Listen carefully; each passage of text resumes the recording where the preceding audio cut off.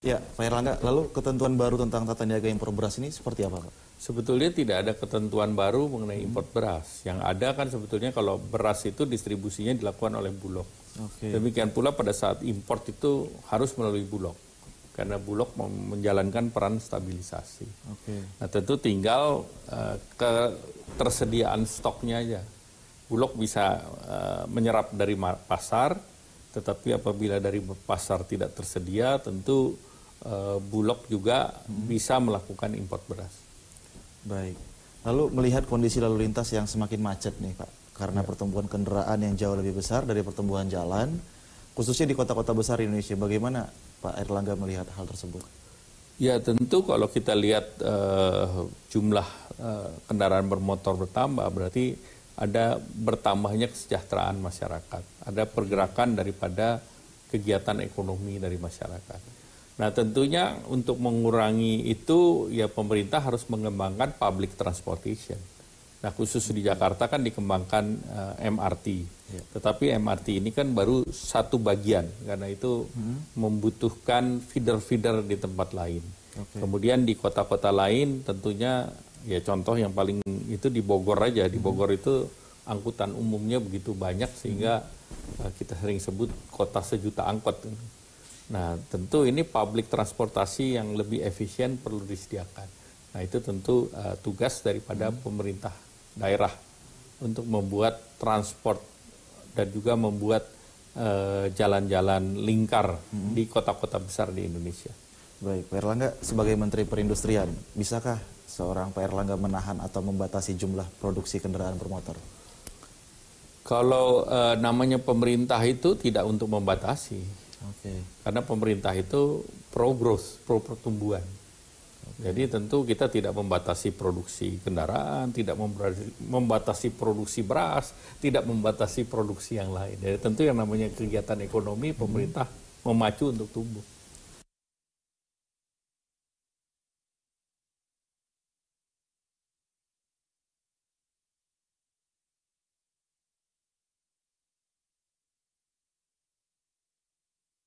Baik. Lalu adakah aturan khusus mengenai hal tersebut soal pengaturan pembatasan atau itu? Ya saya rasa kalau pembatasan itu bukan sesuatu yang tepat. Karena kan kita kalau pro pertumbuhan ya kita terus tumbuh. Karena pasar itu bukan hanya domestik tetapi juga ekspor. Dan negara-negara lain juga seluruhnya memacu pertumbuhan.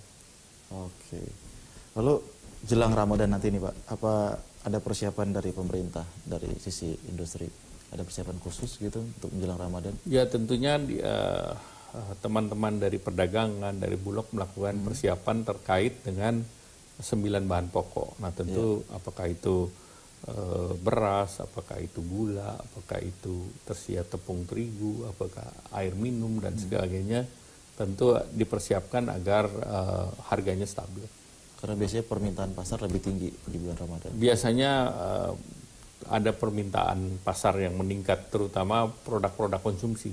Baik. Lalu sebagai Ketua Umum Partai Golkar menghadapi pilkada serentak, seperti apa ini persiapannya? Ya tentu 171 pilkada ini kan kami sudah siapkan. Jadi tentunya diharapkan bahwa hasil yang dicapai itu bisa minimal sama dengan yang periode lalu sekitar 56% kemenangan calon-calon yang diusung oleh Partai Golkar. Sejauh ini kursi menteri dari Partai Golkar sendiri di kabinet Presiden Jokowi ada dua atau lebih? Ya tentunya yang dalam 2 tahun terakhir ini dua. Baik. Lalu apakah Golkar akan tetap berkoalisi dengan PD Perjuangan dalam Pilpres 2019 mengusung Presiden Jokowi kembali? Ya artinya Partai Golkar kan sudah mendeklarasikan lebih awal. Jadi koalisinya dengan Partai Demokrasi Indonesia Perjuangan dan partai-partai yang sudah mendeklarasikan juga Pak Presiden Jokowi. Jadi Nasdem juga, kemudian juga partai-partai lain yang mendukung beliau. Baik, Pak Erlangga, apakah Golkar juga akan memunculkan nama cawapres? Nama cawapres akan dibahas pasca pilkada. Jadi tentu nanti nama ini akan ini merupakan hal yang akan dibahas ataupun yang diserahkan kepada Pak Presiden. Baik, Pak Erlangga, di masyarakat kita muncul sebuah isu bahwa sosok seorang Erlangga Hartarto cocok untuk mendampingi Pak Presiden Joko Widodo untuk Pilpres bersama sebagai cawapres. Pak Erlangga menanggapi hal ini seperti apa? Ya, pertama tentu saya tidak menanggapi karena ini merupakan hak prerogatif Pak Presiden. Oke. Dan kemudian dalam kapasitas sebagai menteri pun saya membantu beliau. Terkait dukungan masyarakat? Ya, kami berterima kasih atas dukungan dan kepercayaan masyarakat. Baik, Pak Erlangga. Lalu bagaimana Bapak menanggapi munculnya poros ketiga yang akan mengusung mantan Panglima TNI Gatot Nurmantio? Ya, artinya siapapun yang akan mencalonkan dalam kontestasi politik itu dimungkinkan. Oke. Jadi tentu Partai Golkar sudah mempunyai posisi tersendiri terkait dengan pemilu 2019, yaitu mengusung Pak Presiden Jokowi. Oke. Nah, perkara calon yang lain ya kami serahkan kepada mekanisme yang ada saja. Baik.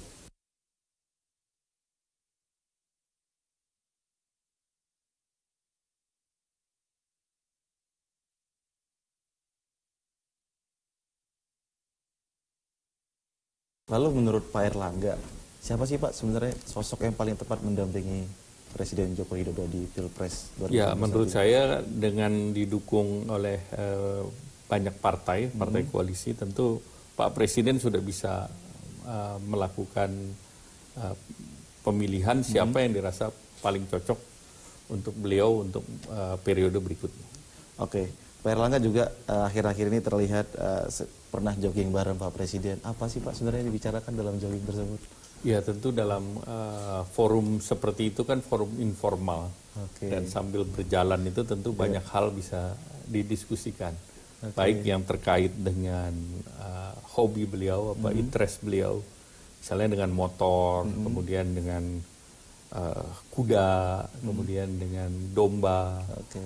Dan juga terkait dengan hal-hal lain sampai kepada apa yang dicapai oleh Kementerian Perindustrian, kemudian perkembangan Partai Golkar, dan sampai kepada agenda-agenda politik ke depan. Apakah ada keterkaitannya dengan mungkin Pak Jokowi mengajak Pak Erlangga untuk mendampingi di Pilpres 2019? Wah, itu belum sampai situ, itu tergantung beliau. Oke, tapi jika diminta Pak Jokowi mendampingi, Pak Erlangga siap? Karena belum diminta ya tergantung beliau juga itu. Oke. Lalu ini Pak, dengan rangkap jabatan sebagai Menteri Perindustrian dan Ketua Umum Partai Golkar, banyak juga pihak yang tidak menyetujui Pak dan mengomentari hal tersebut. Ini komentar Pak Erlangga seperti Ya, apa? kalau saya kan menerima penugasan. Jadi sebagai kalau Menteri Perindustrian kan mengembangkan segi perekonomian. Oke. Kalau sebagai Ketua Umum Partai tentu Partai Golkar adalah partai yang mengawal pembangunan.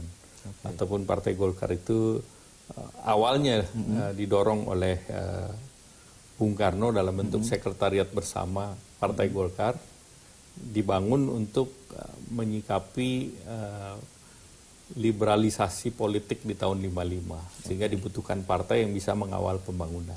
Nah, pada waktu itu dibentuk Sekber Golkar dan dilanjutkan oleh Presiden Soeharto untuk mengawal pembangunan. Nah, tentu sekarang ini pasca pemerintahan Pak SBY, Partai Golkar di periode 2 tahun pertama beroposisi terhadap pemerintah. Namun pasca Munas di Bali itu, Munas luar biasa di Bali, mensupport pemerintah. Tentunya dalam posisi mensupport pemerintah ini, posisi pembangunan pemerintah akan lebih lancar. Nah, tentu ke depan ini kalau Partai Golkar dan partai lain berkoalisi di awal, tentu akan lebih bisa mengawal pembangunan ke depan.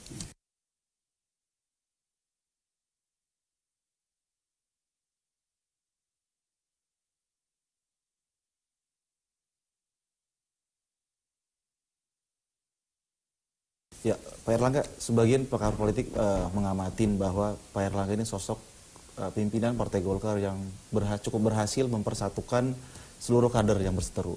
Dari mulai kader yang dulunya ada di dalam keluar hingga Pak Erlangga merangkulnya kembali. Ini Pak Erlangga menanggapi tanggapan ataupun pengamatan dari pakar-pakar tersebut seperti apa? Ya, tentunya Partai Golkar sekarang ini kan mendapat challenge karena beberapa tahun terakhir Partai Golkar merupakan salah satu partai yang saya katakan sangat demokratis. Terbukti dalam 4 tahun ada 5 ketua umum.